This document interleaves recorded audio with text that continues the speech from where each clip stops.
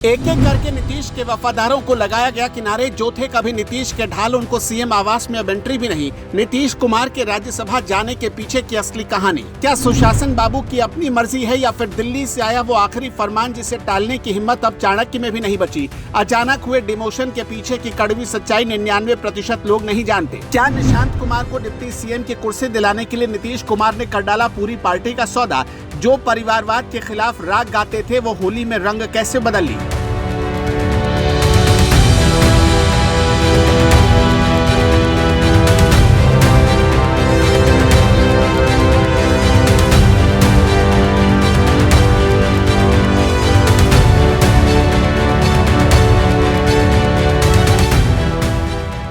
नीतीश कुमार को उनके अपनों ने ही धोखा दिया है और मजबूर कर दिया कि बीजेपी के हाथों झुक जाएं। खाटी समाजवादी को ऐसे झुकाना आसान नहीं था। हम एक एक करके उन सारी बातों को बताएंगे कि कैसे नीतीश कुमार अकेले कर दिए गए और उन्हें चक्रव्यूह में फंसाया गया। लेकिन उससे पहले उनका सुबह आया पोस्ट देखिए, जिसे पढ़ने के बाद ऐसा लगता है कि बहुत सोच समझकर उनसे ये लिखवाया गया। नीतीश कुमार लिखते हैं कि पिछले 2 दशक से भी अधिक समय से आपने अपना विश्वास एवं समर्थन मेरे साथ लगातार बनाए रखा है तथा उसी के बल पर हमने बिहार की और आप सब लोगों की पूरी निष्ठा से सेवा की है।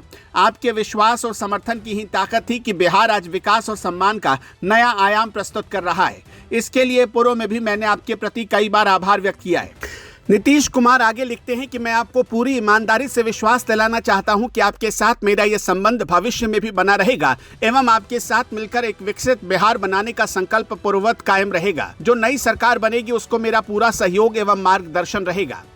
बिहार की सियासत में ये ऐसी कहानी लिखी जा रही जो सत्ता के गलियारों में छिपे उन राजों को बेपर्दा करती है जिन्हें अब तक जनता से छिपा कर रखा गया। ये किसी सामान्य पद की अदला बदली नहीं है। सोच कर देखिए, जिसे सुशासन बाबू का तमगा दिया गया, बिहार के सबसे सियासी घराने के भीतर मची, आज उसी सुशासन बाबू को किनारे लगा दिया गया। यह बिहार के सबसे बड़े सियासी घराने के भीतर मची उथल पुथल का नतीजा है जिसने जेडीयू के वजूद पर ही सवालिया निशान लगा दिया है। हम इस मुद्दे पर आज इसलिए इतनी विस्तार से चर्चा कर रहे हैं क्योंकि 21 साल तक बिहार की कमान संभालने वाले कद्दावर चेहरा अचानक मुख्यमंत्री की कुर्सी छोड़कर दिल्ली जाने की तैयारी में क्यों है। इस पूरी प्रक्रिया के पीछे की जो टाइमिंग और जो दबाव है उसने जेडीयू के भीतर एक ऐसा डर पैदा कर दिया है कि बड़े बड़े दिग्गज नेता भी अब खुद को असहाय महसूस कर रहे हैं। नीतीश कुमार का राज्यसभा जाने का फैसला कोई व्यक्तिगत चुनाव नहीं बल्कि एक सोची समझी घेराबंदी का नतीजा है। उन्हें अपने लोगों ने ही घेर लिया। नीतीश कुमार के इर्द गिर्द जो सुरक्षा घेरा हुआ करता था उसे एक एक करके बहुत ही सलीके से खत्म किया गया। जेडीयू के भीतर एक ऐसा समूह एक्टिव हुआ जिसने सबसे पहले नीतीश कुमार के सबसे भरोसेमंद साथियों को उनसे दूर करना शुरू कर बैठा। इसकी पहली कड़ी आरसीपी सिंह थे जो संगठन के रग रग से वाकिफ थे और नीतीश के लिए एक सुरक्षा कवच का काम करते थे।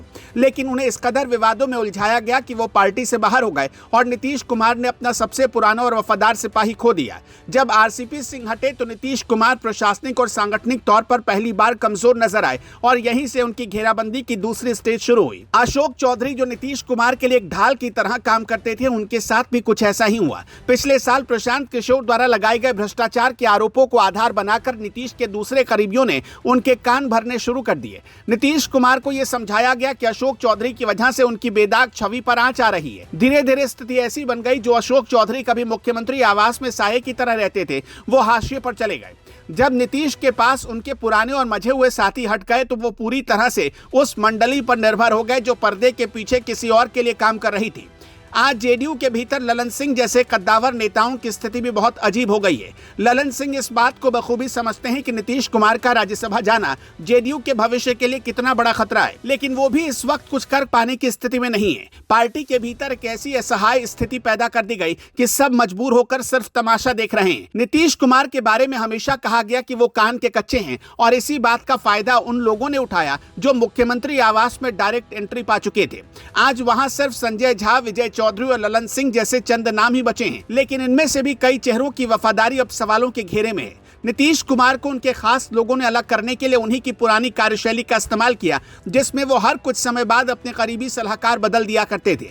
इसी का मौका पाकर कुछ नए चेहरों ने उनकी सोच पर कब्जा कर लिया और उन्हें पुराने वफादारों के खिलाफ भड़काया। श्रवण कुमार जैसे नेता जो नीतीश के लिए समर्पित थे, आज उन्हें भी मिलने के लिए लंबा इंतजार करना पड़ता है। नीतीश कुमार को एक ऐसे काल्पनिक डर में रखा गया है जहां उन्हें लगता है कि दिल्ली जाना ही उनके लिए एकमात्र रास्ता बचा है। ये स्थिति वैसी ही है जैसे किसी बड़े पेड़ की जड़ें धीरे धीरे काट दी जाएं ताकि वो अपने आप गिर जाए। निशांत कुमार को सक्रिय राजनीति में लाने और उन्हें डिप्टी सीएम बनाने का जो प्रलोभन दिया जा रहा है वो दरअसल जेडीयू के कुनबे को शांत रखने की एक तरकीब है। बीजेपी जानती है कि नीतीश कुमार के हटने के बाद जेडीयू के पास कोई ऐसा चेहरा नहीं है जो जनता के बीच अपनी पकड़ बना सके। निशांत कुमार भले ही नीतीश कुमार के बेटे हों, लेकिन उनके पास वो अनुभव और जमीन नहीं है जो नीतीश कुमार ने दशकों के संघर्ष से हासिल की थी। उन्हें आगे करना सिर्फ एक परिवार को सेट करने के प्लान जैसा लगता है ताकि नीतीश कुमार बिना किसी विरोध के दिल्ली जाने को तैयार हो जाए। अंदर की हकीकत यह भी है कि मुख्यमंत्री आवास से हाल के दिनों में कुछ मंत्रियों के साथ जिस तरह का व्यवहार हुआ उसने ये साफ कर दिया कि सत्ता की चाबी अब नीतीश कुमार के पास भी नहीं रही। उन्हें यह यकीन दिलाया गया कि अगर वो राज्यसभा नहीं जाते तो पार्टी में बड़ी फूट हो सकती है और उनकी राजनीतिक विरासत पूरी तरह खत्म हो जाएगी। इसी दबाव के तहत उनसे वो फैसले करवाए जा रहे हैं जो जेडीयू के कार्यकर्ताओं के लिए किसी सदमे से कम नहीं। कुछ विश्लेषक तो यहां तक मानते हैं कि नीतीश कुमार अब अपनी स्वतंत्र मर्जी से कोई भी बड़ा राजनीतिक फैसला लेने की स्थिति में नहीं बचे। बीजेपी ने बिहार में अपना पहला मुख्यमंत्री लाने के लिए नीतीश कुमार को बहुत ही सावधानी से रास्ते में हटाया है। पहले उन्हें गठबंधन में कमजोर किया गया और अब उन्हें सम्मानजनक विदाई के नाम पर केंद्र की राजनीति में भेजने की तैयारी पूरी हो चुकी है। यह क्षेत्रीय ताकत को खत्म करने जैसा मॉडल है जो पहले भी कई राज्यों ने देखा है। पहले नवीन पटनायक को इसी फॉर्मूले से बीजेपी ने किनारे लगाया और अब चर्चा यह है कि चंद्रबाबू नायडू की बारी आने वाली है। जेडीयू के विधायक अब अपने भविष्य को लेकर असुरक्षित महसूस कर रहे हैं और उनमें से कई अब दूसरे विकल्पों की तलाश में जुट गए। नीतीश कुमार का यह डिमोशन उनके करोड़ों प्रशंसकों के लिए एक बड़ा झटका है, जिन्होंने उन्हें एक विकास पुरुष और जिद्दी नेता के तौर पर देखा था। आज वही नेता अगर दिल्ली की गलियों में एक सांसद बनकर रहने को तैयार है तो इसके पीछे की बेबसी को समझा जा सकता है। 5 मार्च को पार्टी का बना बनाया ढांचा जो कभी बिहार की सत्ता के केंद्र में था पूरी तरह बिखर गया। संजय गांधी और विजय चौधरी जैसे नेताओं की इस पूरे मामले पर चुप्पी भी बहुत कुछ कह रही है। क्या ये लोग भी इस नई पटकथा का हिस्सा बन चुके हैं या फिर ये लोग भी इतने डरे हुए हैं कि सच बोलने की हिम्मत नहीं जुटा पा रहे? नीतीश कुमार का राज्यसभा जाना उनके व्यक्तित्व के कद को छोटा करने जैसा है, लेकिन राजनीति की क्रूरता यही है कि यहाँ उगते हुए सूरज को ही सलाम किया जाता है। 21 साल की लंबी पारी के बाद ये विदाई किसी भी तरह से सुखद नहीं कही जा सकती। जेडीयू के कार्यकर्ताओं के लिए यह सबसे मुश्किल दौर है क्योंकि उनका नेता अब युद्ध के मैदान से हट रहा है। बिहार की राजनीति अब एक ऐसे मोड़ पर है जहां क्षेत्रीय दलों की पहचान मिटाई जा रही और बड़ी राष्ट्रीय पार्टियां अपना वर्चस्व स्थापित कर रही हैं। बीजेपी ने नीतीश कुमार को उनके ही घर में अकेला करके अपनी राह का सबसे बड़ा रोड़ा हटा दिया। सोच कर देखिए, करीब 3 साल पहले की बात है। यही नीतीश कुमार एक थर्ड फ्रंट यानी महागठबंधन की एक ऐसी नींव तैयार कर रहे थे जिसे बाद में इंडिया अलायंस कहा गया। लेकिन आज वही नीतीश कुमार राजनीति से एक तरीके से विदाई ले रहे हैं। ये राज अब खुल चुका है कि नीतीश का राज्यसभा जाना उनकी अपनी मर्जी से नहीं बल्कि एक बहुत बड़ी राजनीतिक विवशता है। दर्शकों, आपका क्या मानना है? हमें कमेंट में जरूर बताइएगा।